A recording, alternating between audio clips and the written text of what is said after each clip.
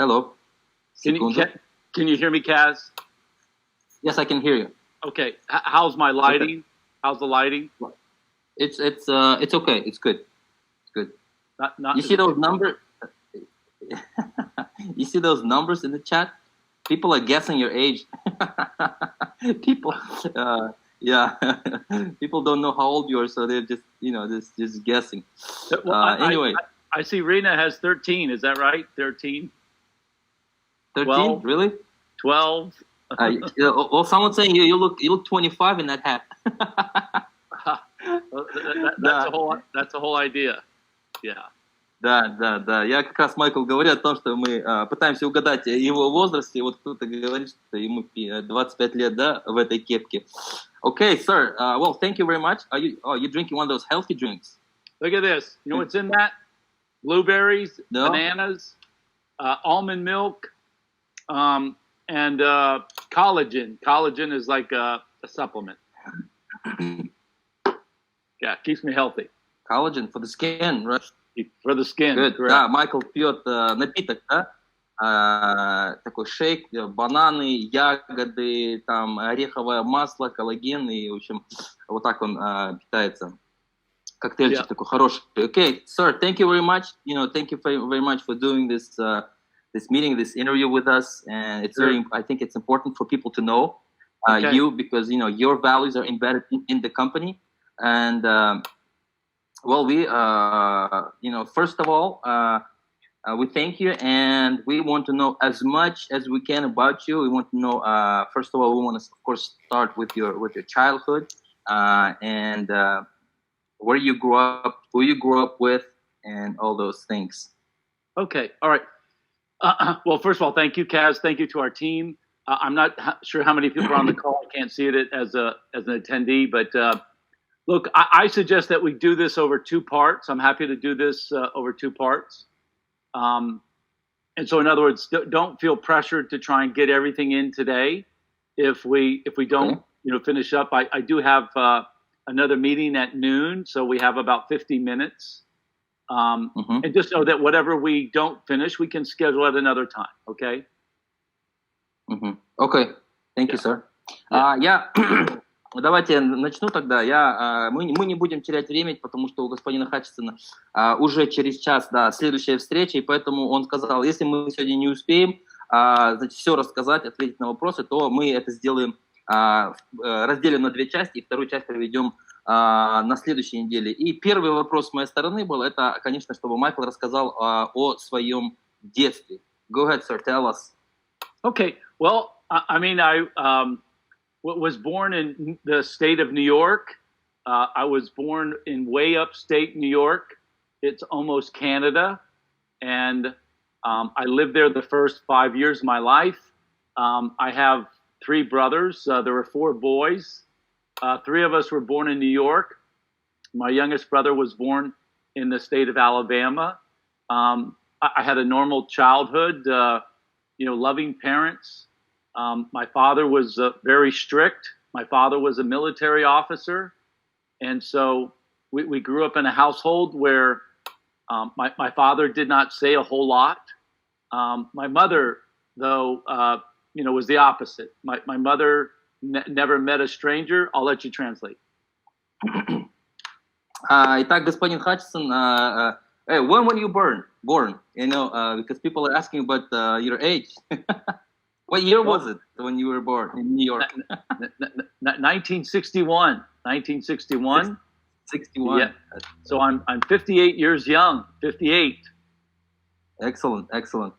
Yeah. Итак, уважаемые партнеры, я все-таки спросил как раз, сколько Майклу лет. Да, господин Хатчисон у нас 61-го года, ему 58 лет. Он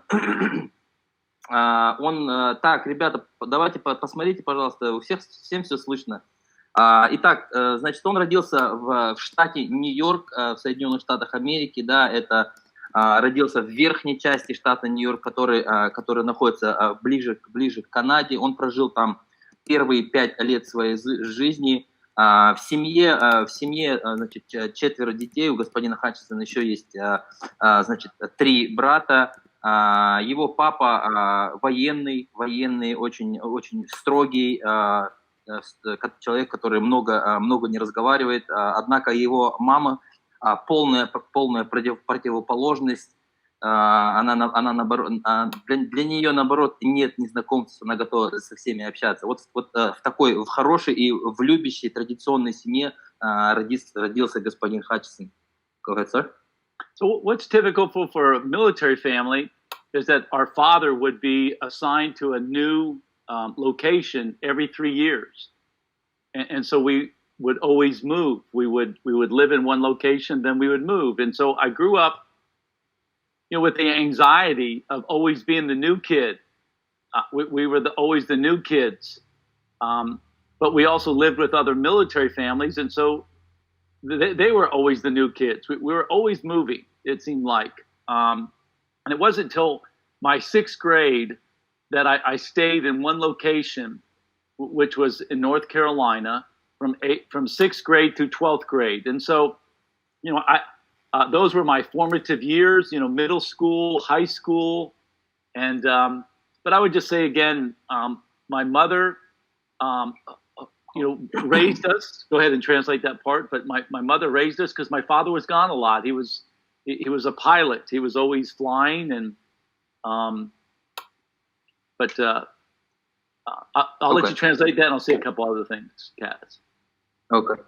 Да, и так вот Майкл родился в такой семье, где папа военный, он был пилотом в свое время, да, мама, поэтому воспитанием детей занималась в основном мама, и будучи семьей военного человека, конечно же, приходилось постоянно переезжать, потому что папу Майкла постоянно переводили, в разные страны, в разные города, и практически каждые 3 года они перемещались, и поэтому, это, конечно же, сказалось на его жизни, поэтому у нас Майкл вот такой, какой он есть, да, коммуникабельный, и приходилось всегда быть новеньким в школе, во дворе, и поэтому, но тут, конечно, есть плюс, потому что жили они в военном городке, и все ребята были новые, постоянные,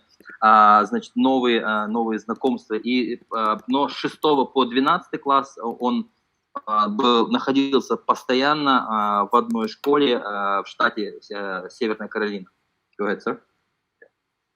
And so our mother, raised us because my father was gone, and she kept us very busy, which, I think parents can associate to now. You have to keep your kids occupied. You have to have, them scheduled with lots of activities. But we were always very active in sports and piano. My brothers and I all played the piano. And my father was very strict, about our academics and studying. And so that's the way that, we grew up, 4 boys, rambunctious, full of energy. And so the best thing was our parents kept us very engaged, very active, involved in as many activities.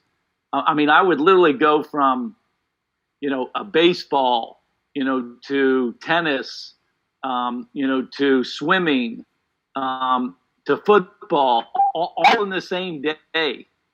Right?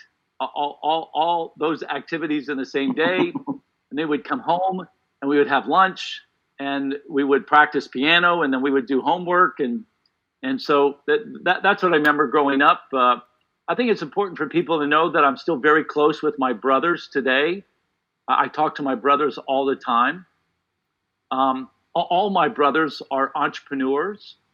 My oldest brother was also a pilot. He flew F-15s. He has a cyber warfare company called SimSpace. So pilots have air combat. F-15s do air combat. And what his company does is he takes a company's IT network offline, and they simulate it being attacked. And so that's his company called SimSpace. My youngest brother is a doctor. He's an animal doctor, and he has his own practice. And my next younger brother is like me. He's a corporate trainer. He's an author. he has his own training company. And so I think it's interesting that my brothers and I were very competitive growing up. My brothers and I are still very competitive today, but we support each other. And again, I talk to my brothers all the time. I'm very close with my brothers. My oldest brother was my inspiration. He was my role model. He was very smart. He has many degrees. He's got degrees from Duke University, MIT, very bright, very smart. I'm sorry, I'm saying too much, Kaz. Go ahead. Okay, thank you, sir. Итак, господин Хатчисон нам рассказал как раз о своей семье. Ну, начнем с его мамы. Да, мама занималась всегда воспитанием детей. Папа постоянно был на работе, он был очень строг, и он следил за тем, чтобы дети постоянно занимались учебой, а мама как раз-таки занималась тем, чтобы дети постоянно были заняты спортом. То есть в один день примерно происходил таким образом. Майкл шел после учебы шел на бейсбол, потом он шел на теннис, потом он шел на плавание. То есть вот такими активными детьми росли четверо мальчиков в семье. Все они занимаются спортом, все они активны, все они очень близко общаются по сегодняшний день. Допустим, старший брат, которым господин Хатчисон всегда восхищался, до сих пор восхищается, он является для него примером, он является предпринимателем. Все братья Майкла, они все являются предпринимателями. Старшего брата есть свой бизнес по гипербезопасности. В прошлом он тоже военный пилот, который летал на самолете F-15. Вот, это как раз тоже его бизнес связан именно с этой индустрией. Второй брат Майкла, он ветеринар, у него своя ветеринарная клиника, он также является предпринимателем. И третий брат, он коуч, да, он занимается коучингом, он занимается бизнес-тренингом, у него значит, свой бизнес. Они очень близко общаются, у них у всех очень хорошее образование. Старший брат Майкла закончил Duke университет, MIT, это университет Лиги Плюща, это одни из таких самых крутых университетов Америки, поэтому вот такие вот братья, все занимаются спортом, играют на музыкальных инструментах, Майкл у нас играет на пианино, вот такое, в общем, активное детство было у Майкла. Go ahead, sir. Yeah. Well, when I was 10 years old... So you're the second one, right? I'm the second. My oldest brother, and then I'm the second, and then the next younger brother worked with me at Tony Robbins, and then the youngest brother lives very close to me. My brother John, my youngest brother, and so he and I, for example, are looking after our parents. My oldest brother lives in Washington, D.C., and the number 3 brother lives in California. But so I would just say, again, a formative event in my life was at the age of 10, we moved to the Philippine Islands. We lived in the Philippines for 2.5, 3 years when my father was in the Vietnam War. And so my father was gone, almost 18 months. And my mother, again, just kept us very busy. But when we were there, we went on vacation. I remember going on vacation to Thailand. And so that whole, moving every 3 months, was a part of my lifestyle. And then again, living in the Philippine Islands for 3 years while my father was in the war. And then again, visiting, foreign lands, meeting different, people, eating different foods. That's when I was first exposed to traveling to faraway places. And then when we traveled back to the States, my father took us around the world. And so we visited multiple countries. And again, as a young man, I got to visit India, for example. I got to visit Saudi Arabia, for example. And so I guess I had that travel bug. instilled in me at a very early age. And my parents, showed me the world and, took us around the world. And I guess for me, I have that opportunity now to, I say in English, pay it forward and share the same experience with other people. So I think that's important for people to know. Okay, thank you, sir. Да, итак, вот на фотографии вы видите семью господина Хатчисона, вот это его братья, это мама, папа, вся большая семья. Это фотографию я взял с Фейсбука. Вы можете зайти на страницу Майкла на Фейсбуке, у него там много фотографий, он очень, очень активный, открытый человек. Вот, и с одним из братьев он работал вместе в компании Тони Роббинса.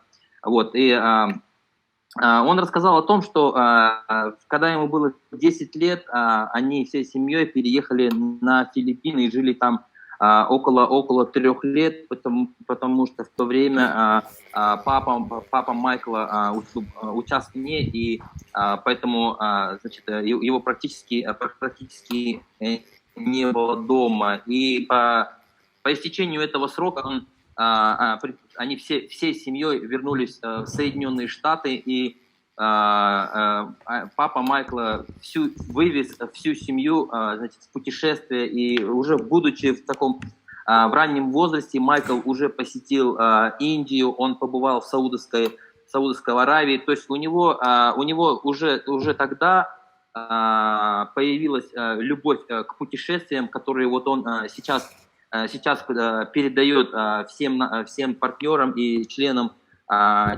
клуба. Okay, nice, very nice. Let me see.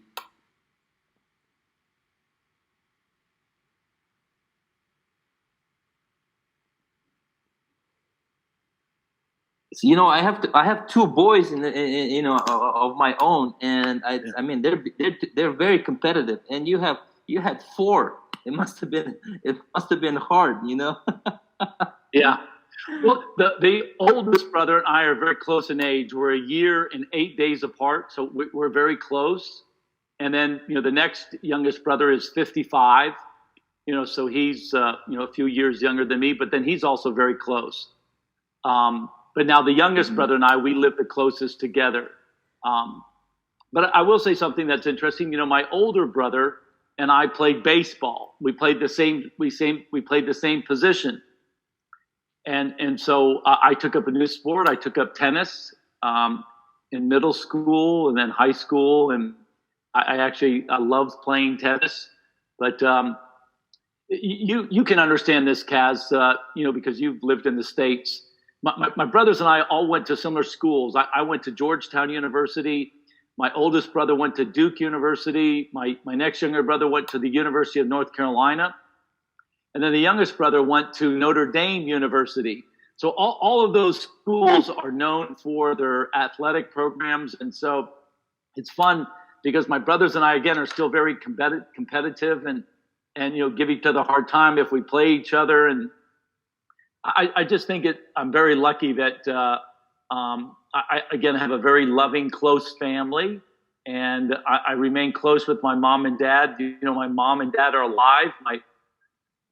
My mother is 83 years old. My father is 82 years old. They're going through winter. My father's been through cancer. My mom is working through Parkinson's disease. My mom, takes boxing lessons through Zoom.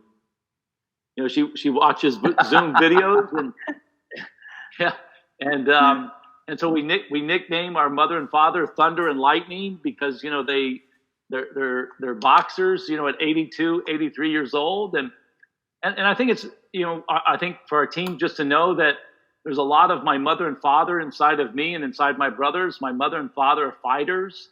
My mother and father, have been married for 61 years. They're my inspiration of love and marriage, and but they're fighters, And I just texted with my brother and my mom this morning. We'll all get together for Mother's Day in the United States. Mother's Day is this Sunday. We're helping my mom and dad move. They were in one flat, and we're moving them to a new flat so that they're closer to my brother and they're closer to the hospital where my father goes. And so we're just, just a regular family. Again, I always say I grew up with no special privileges, no advantages. The only thing that, that I will say that I had as an advantage is that I came from a loving family. I came from a very strict father that demanded, the best of us. Made sure that we did our coursework, we did our schoolwork, and so he instilled in me this love of education. And so that Thank you, I have an advantage. Yeah, go ahead. Да, вот Майкл еще добавил о том, что вот мама с папой, его родители, они живут в одном штате, в одном городе с Майклом, и также его брат живет в этом штате, и сейчас как раз вот в эти выходные, 10 мая, в Америке будет большой праздник, День матери, и они поедут, конечно же, поздравить своих родителей и как раз перевести их поближе к себе и поближе к госпиталю, в котором папа Майкла сейчас проходит лечение. Как вы знаете, что папа Майкла сейчас борется с раком и побеждает его. Его родителям, папе 83, маме 82 года. Вот, они бодрые, они бойцы, и во многом, конечно, Майкл похож на своих родителей. Допустим, мама Майкла сейчас занимается боксом, ей 82 года, и она через Zoom, через интернет, она занимается, значит, берет уроки бокса. Вот. Ну, это, конечно же, о многом говорит. Очень сплоченная семья, любящая, очень строгий, но любящий отец. Все братья, все закончили очень хорошие университеты. Джорджтаун, Дюк, Норт-Каролайна, Нотр-Дам. Это один из лучших университетов в Америке. В общем, такая вот у них семья. Thank you, sir. How about your family? How about your sons, your daughter? Okay, so and I have 4 children. My oldest is my daughter. She's married. She's 34 years old, and she has 2 young children. My grandson James, named after James Bond. He turns 4 years old next week. On May 12th is his birthday. Mm-hmm. And then my granddaughter, Charlotte, she turns 2 years old on July 21st. And so that's my daughter. They live out in Washington State. Where at? Wenatchee? Well, in Wenatchee. Yeah. Okay. Yep, in the town of Wenatchee. Nice. Yeah. And then I have 3. Go ahead. Go ahead, sir. No, and I have 3 boys. My oldest is Michael. He's a junior. So he's my namesake, Michael Jr. He's my oldest son. He lives in South Carolina. He is in the golf business. He arranges golf packages. And so if people from Kazakhstan would go to South Carolina and play golf, my son would put together golf packages. My middle son is Patrick, and he was in New York. He's now moved out of New York. He's been with me, and then he's been with his mom. He's a banker, and then the youngest son just graduated from the university, Sean, and he's going to go to work for a medical company next month in June. So my daughter, 3 boys. I was married to their mom for 17 years, and I'm very grateful, for the marriage that I have because of having 4 beautiful children. Unfortunately, my wife and I didn't bring out the best in each other, and so we were divorced. I don't have many regrets in life, but failing in my marriage is something that I do regret, because it brought a lot of pain to me and my family because I was separated from my children. But I have 4 beautiful children and 2 grandchildren so far. Excellent. Thank you, sir. Да, итак, я спросил у Майкла, да, насчет его семьи, его детей. Как вы можете видеть, да, в его страничке в социальных сетях, у него много фотографий с его детьми, с сыновьями и дочкой. У него, значит, 4 детей. Старшая дочь, ей 34 года, она замужем. У нее 2 детей. Значит, сына зовут Джеймс, да, и ему 4 года, и внучку, ей 2 года, ее зовут Шарлетт, да, кстати, вот у Джеймс Бонда скоро день рождения, 12 мая. Также у Майкла 3 сыновей, значит, самый старший это Майкл Джуниор, он работает в сфере в спортивной индустрии, да, связанной с гольфом. Второй сын это Патрик, он жил в Нью-Йорке, сейчас переехал поближе к родителям, он работает в банковской сфере, он банкир. И самый младший Шон, он только что закончил университет, имеет медицинское образование, и вот уже летом выходит на работу, чтобы работать на крупную компанию, да, медицинскую. Вот.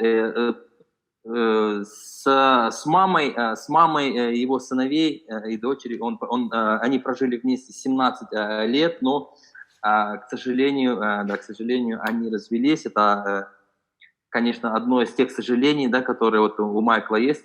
17, но все-таки 17 лет они прожили. Конечно, он благодарен ей за детей и за семью. Вот такая, значит, у Майкла большая и дружная семья. И вот я вам сейчас покажу, кстати, их фотографию. Вот, это вот его сыновья и его дочка. Это вот на фотографии вы видите как раз его Джеймс Бонда и Шарлетт. Это его внучка и внук.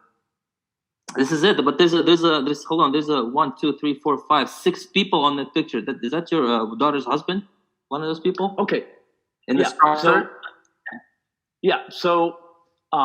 So this is Aaron, this is Kevin, this is my son-in-law, and then this is Sean, and then Patrick, and then Michael. So Kevin is Aaron's husband, and then again, this is James, and that's Charlotte. Yeah. My son-in-law, Kevin. I was just gonna say, my son Kevin works for Coursera. Coursera offers classes online classes. So he's been very busy. Oh yeah, we know Coursera.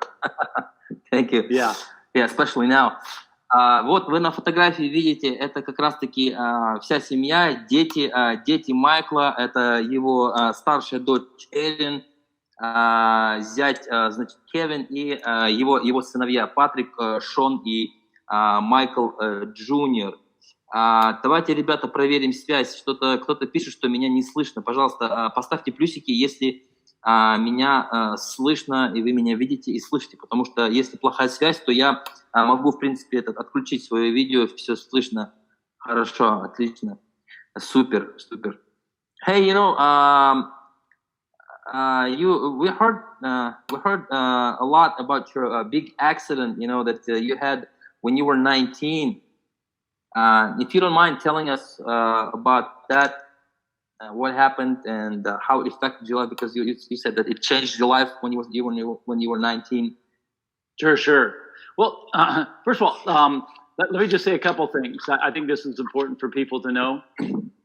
My family are all members of Incruises, but nobody's in the business, and that was important for me. That people knew that we weren't going to give any special privileges, to any of our family members between Frank Cadena and I, and I just think that's important for people to know that. My children are all members, but nobody's a partner in the business. And I didn't didn't tell them they could not. I just, never expected it, and I just wanted to be fair to everybody. Do you follow what I'm saying, Kaz? Mm-hmm. Thank you, sir. Да, уважаемые партнеры, вот вы видите семью Майкла, и он хотел бы отметить, что вся его семья, все его дети, они все являются членами клуба Incruises. Вот, они все любят путешествовать, но никто из них не строит бизнес, и никто из них не имеет каких-то особых условий. Все так же, как и мы, все так же, как и члены клуба, все они копят на свои путешествия. Вот Майкл хотел это отметить.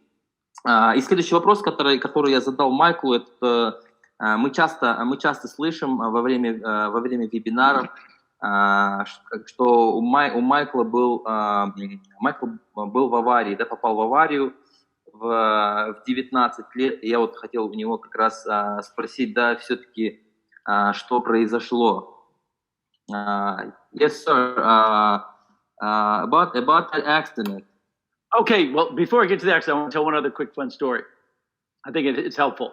Okay. So I was studying in Munich, Germany, and for the springtime, my good friend, his name is Chris Winnie, and I took the very first cruise of my life. So the first cruise that I took, I was 19 years old, and we took a train from Munich, Germany, to Brindisi, Italy. And we boarded. It wasn't really a cruise. It was a ferry boat. And the ferry boat took us down to Yugoslavia, down to Corfu, and then it took us to Greece. And as a student, I had no money. And we stayed up on the top deck, and we slept on the chairs. I didn't have enough money to get a cabin. And I used the towel as my sheet.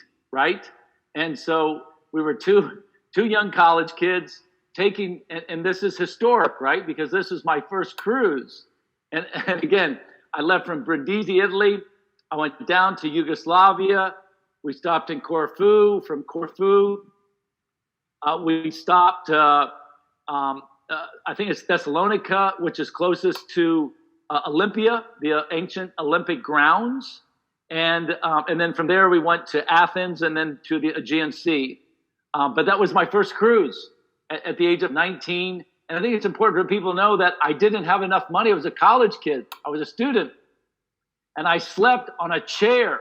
That was my cabin, right? That I didn't have enough money to sleep in a cabin. I slept on the lounge chair. And so I wish I look all over the place for pictures.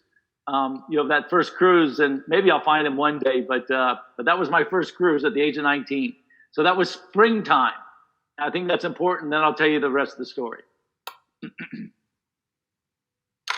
Да, начало истории, я вот спросил по поводу, аварии, да, или что произошло, и небольшая предыстория. Когда Майклу было 19 лет, он учился в Мюнхене, в Германии. И вот как раз в это время, когда ему было 19 лет, осенью он впервые в своей жизни отправился, в круиз. Но это был не совсем круизный лайнер, тогда, наверное, и не было. Это было такое небольшое, да, судно. Вот. И на этом судне, на этом круизе они поехали с другом, со своим лучшим другом, они отправились в первый круиз. Из Мюнхена они добрались транспортом до Италии, там сели на этот круиз и побывали в Италии, в Югославии, в Греции. Но самое интересное, что тогда, будучи студентом, у Майкла не было денег абсолютно, и поэтому он, конечно же, не мог насладиться всем тем, что было на этом корабле, и поэтому... Но он посетил страны, это было самое главное, но при всем при этом он все это время он спал на стульях, да, он спал на стульях, и вот, к сожалению, фотографий он не может, он ищет фотографии, того времени и не может их найти. Надеемся, что он в ближайшее время их найдет. Вот так начиналась история. Go ahead, sir. So that was the springtime. And again, I was studying in Munich, Germany. The program that I was on had a special emphasis on European culture, European languages, European history. And so it was near the end of the school term. It was the end of the semester. It was December timeframe. And I was writing a paper. I wrote a paper about an Austrian diplomat. His name was Metternich, Metternicch. He's considered one of the first European diplomats. And so he had the responsibility after the Napoleon Wars to, bring peace, to preserve harmony, to bring the Europeans together in the early 1800s. And so I was writing a historical paper about his work. And there again, you can see at the age of 19 that my life was being shaped because this is the vision that I had for myself. The vision that I had for myself was to be a statesman, to be a diplomat, to bring people, culture, countries together, to preserve harmony, to promote peace. And I think it's just really interesting that people know this about me, that at the age of 19, I took my first cruise, and at the age of 19, I'm studying diplomacy on how I could make a positive contribution to the world. Да, итак, продолжение, значит, этой истории, как раз, когда, значит, Майкл учился в Мюнхене, он поехал в свой первый круиз осенью, и как раз в декабре месяце у него уже заканчивалась учеба, он там изучал европейскую культуру, историю, он как раз, значит, писал сочинения и на тему дипломатии он именно описывал одного дипломата австрийского, да, культовую личность в этой сфере. И уже тогда Майкл хотел быть дипломатом, он хотел быть послом, он хотел объединять страны и нести мир и гармонию в люди. И вот тогда он, значит, у него в в декабре месяце уже поджимало время, и он, значит, торопился значит, писать это сочинение. Go ahead, sir. Okay. So, what's interesting is I'm sending a WhatsApp message to Chris Winnie, the guy that I went to Greece with, asking him if he has any pictures of that first cruise that we did together. All right. So bear with me one second. All right. Hold on. Okay, let me just finish this note. Сейчас как раз Майкл, он сейчас пишет, значит, по WhatsApp, пишет своему другу, с которым он как раз-таки отправился в этот самый круиз, и спрашивает у него, есть ли у него фотографии тех времен. Возможно, мы сейчас посмотрим эти исторические фотографии. Okay, so as you know, you read, the first chapters. Hopefully, you've read all 12 chapters of SOS. That I do not know how to type. I've taken lessons. I've tried, but I have. While as an athlete, I would say I'm very, very, very coordinated. With my hands and eye coordination. You understand this?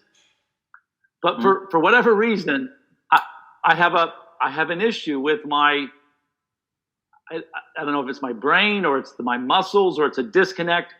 But I do not know how to type. And so it's very hard for me. Even, when I type, today, I still use, just the 2-3 fingers on each hand. I don't know how to type. And so I'm writing and typing, not writing, but typing this paper that I wrote so I could turn it in at the end of the semester. And I end up staying late because it takes me so much longer. It was always harder for me as a student.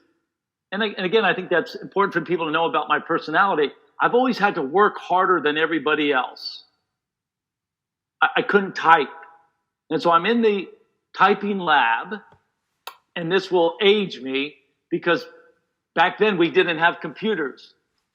Cass. It was a typewriter. It was a manual typewriter, where you put paper in and you typed in, and if you made a mistake, you had to white it out and type it over. And again, it was very, very difficult for me because I did not know how to type, and it just took me so long. And so I'm there very late at night. It's after midnight, and I finish up my paper, and I'm going to leave, and I'm on the fourth floor of this building. So if you can, just imagine a school building that has 4 stories, and I walk out of the typing lab, and I go down the hall, and at the end of the hallway, the doors are locked.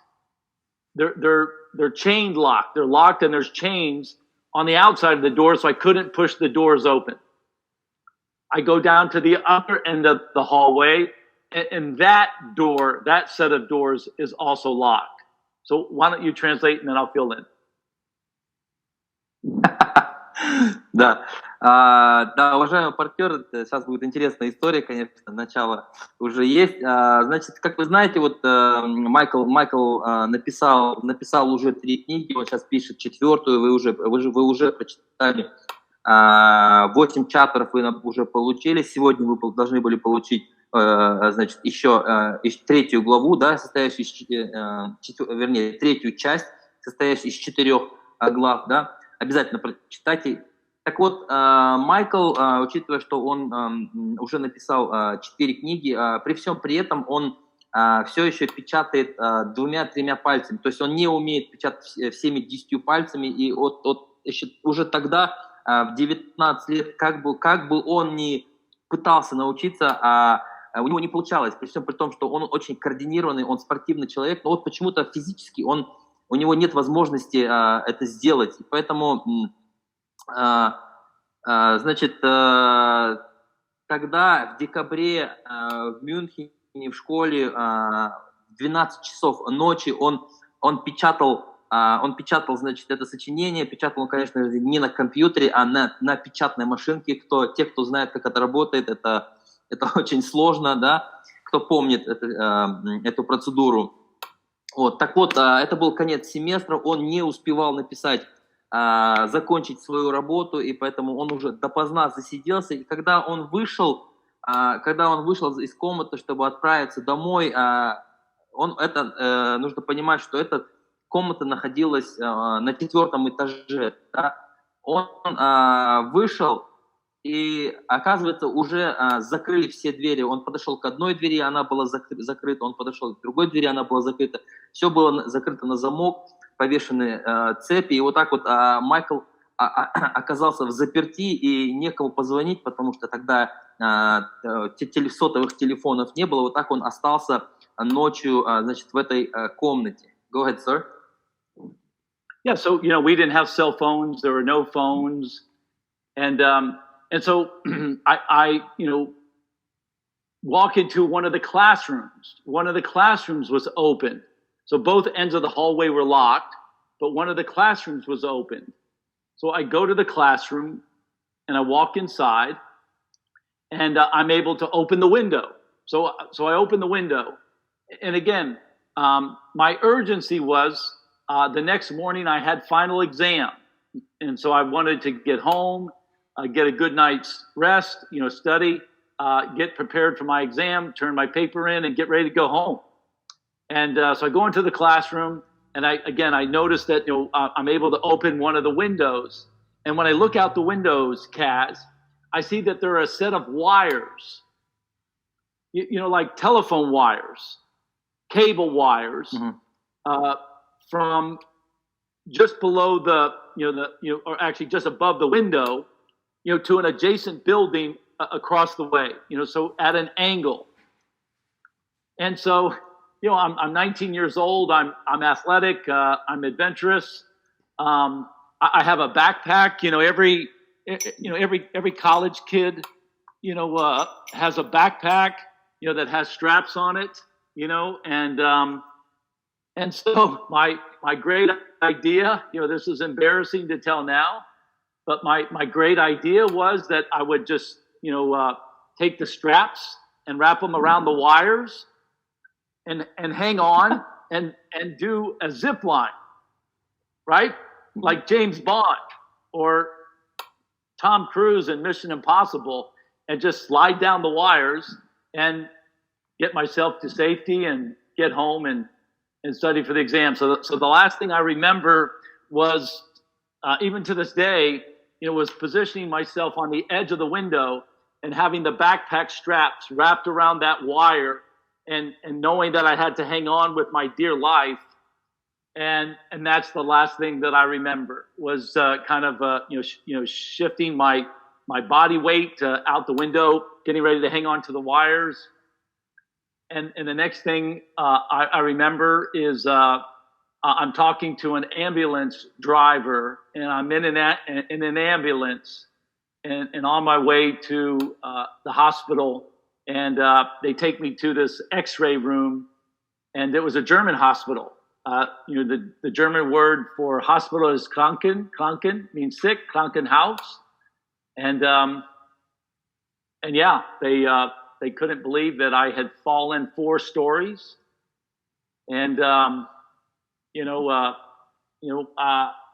this day, I am aware of people that die falling from 1 story or 2 stories, and I fell 4 stories, and I ended up breaking my back, fracturing my back. I cracked my skull, broke my left leg and ankle.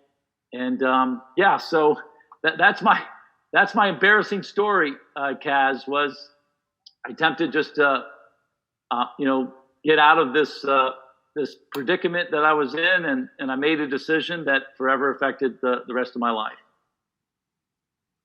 Hey, how far did you get on that wire? Did you at least get to the middle? I don't know. I don't know. I mean, I don't remember. I mean, the last part I remember, again, was just shifting my weight, and I can't imagine I got very far. Because this is the reason I say that. Yeah, because there was a roof that was below me on the first floor, and so what they think what happened is that I fell almost immediately. I hit that kind of roof on the first floor, and then bounced off of that, and then fell on the floor from there. So it was like that first floor roof kind of buffered the fall, but then from there I fell again. So I fell 3 stories, hit that part of the roof, and then fell again. I don't know. Okay. Nobody knows. Okay, thank you, sir. Yeah. Итак, да, вот Майкл находится, да, давайте напомню, он находится в Мюнхене, 12 часов, уже глубокая ночь, здание закрыто, 4-й этаж, ему нужно срочно домой, потому что на следующее утро у него экзамены, ему нужно домой выспаться и подготовиться к экзаменам.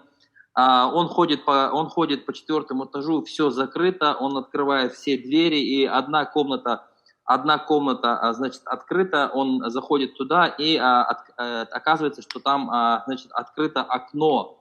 Ну, Майклу 19 лет, он молодой, любопытный, активный, спортивный, и он видит, что, значит, там было недалеко здание, и рядом, значит, был провод или веревка, да, которая проходила от одного здания к другому. И вот Майклу пришла такая идея, значит, спуститься. Он видел, что спустившись по этому проводу, можно будет, значит, выбраться на улицу через другое здание. Вот. И он, да, решил, значит, поступить как Джеймс Бонд. У него был рюкзак. Он хотел перекинуть, получается, лямку рюкзака через этот провод и по этому проводу спуститься к следующему соседнему зданию. Да, мы не забываем, что это 4-й полноценный этаж. И вот как только, значит, Майкл перекинул лямку своего рюкзака, после этого он уже больше ничего не помнит. Он уже проснулся, значит, в машине скорой помощи, с переломом спины, с переломом черепа, с сотрясением, с переломом ноги, Вот, и он предполагает, что оборвался провод, и он упал на козырек первого этажа и скатился и упал дальше на землю. Вот такая вот история была у Майкла, да. Go ahead, sir. What was next? Yeah. So, my brothers, still give me a hard time about that whole incident in my life. My brothers, still tell me that, come on, man, you got to make up a better story. You got to have you were, chasing a girl and you slipped and fell, or you got to come up with a better story than, falling 4 stories, outside of a window. And, so at any rate, we look back on it today and laugh, but I look back at that time in my life, Kaz, where I was truly given a second chance. I have such appreciation, again, for my Creator giving me this second chance at living a good life. And to try and be of service, to try and be in service of others, because that was the promise that I made. When we get in dark times, when we like we're in now, we look for a way out. We start to pray, and I've always had my faith, but I'm just incredibly lucky to be surrounded by friends and family and our team, and it's just.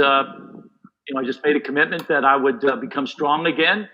You'll be happy to know, Kaz, I came back and I ended up playing, 3 sports after that. I played American lacrosse my last year at the university. I played American football my last year in the university. I played tennis. And so, I rehabilitated, but I was in the hospital for 6 months. I wore a brace for several months that I couldn't move my neck because there was fear that I would be paralyzed, and it just wasn't the vision that I had for my life. And so I think it's very interesting. Again, at the age of 19, I took my first cruise. I had no money. I slept on a chair, a chaise lounge chair. I used the towel as my sheet, as my blanket to keep me warm. And then that December, I had this bad accident. And then I rehabilitated, and I continue to tell that story today. Wow, very memorable. I think it is unique. Yeah, but I do think this is important for people, and that is that I as I've gotten older, I'm even more conservative about the decisions that I make. Decisions that you make when you're 19 years old, as an athlete, you think that you're indestructible. You're probably overconfident. I think it's important for people to know that I'm very conservative when it comes to business decisions. I'm very conservative when it comes to financial decisions.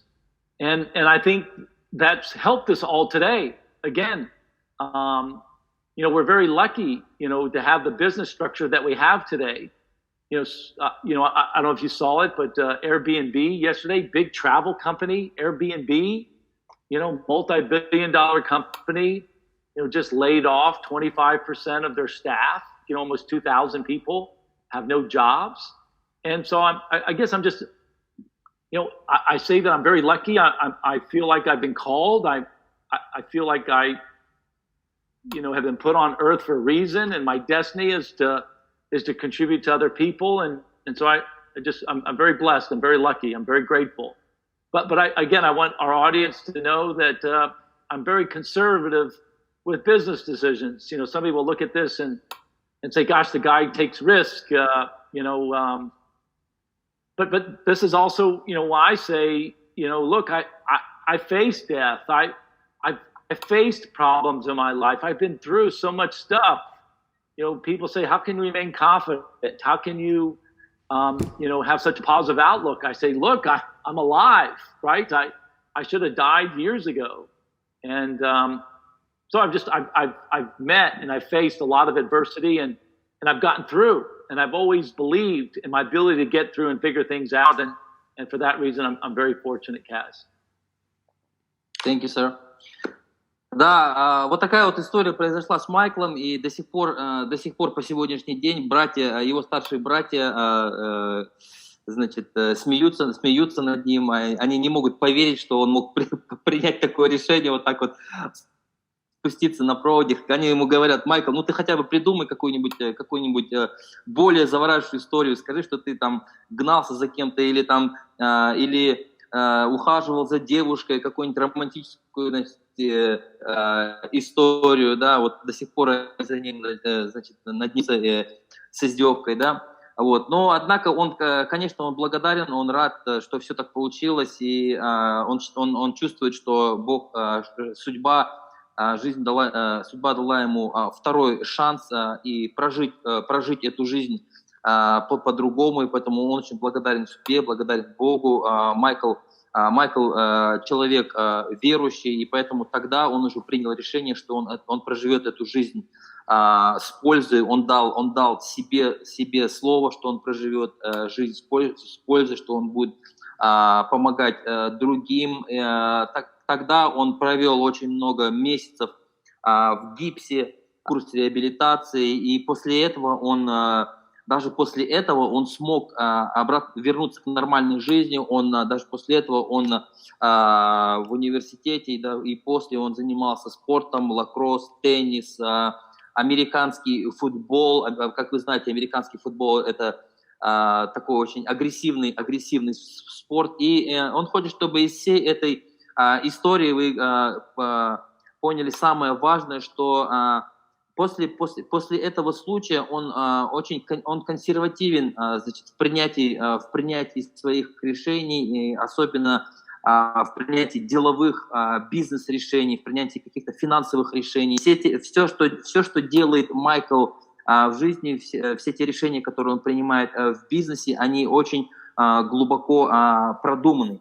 Вот. Многие ему задают вопрос, как вот, сталкиваясь с постоянными проблемами в жизни, сталкиваясь с постоянными проблемами в бизнесе, как вы остаетесь позитивными. Он говорит, что это жизнь, и это постоянная борьба. Он должен был еще тогда, возможно, упавшей жизни ему дала второй шанс, и каждый день он проживает как последний. И вот он, кстати, привел пример, что сейчас, конечно же, всем непросто, все проживают непростые времена. Компания, допустим, вот компания Airbnb, очень крупная, все вы ее знаете в сфере туризма, они вот недавно им пришлось уволить 25% своего персонала, поэтому сейчас всем непросто, однако нужно двигаться вперед и главное иметь веру в себя,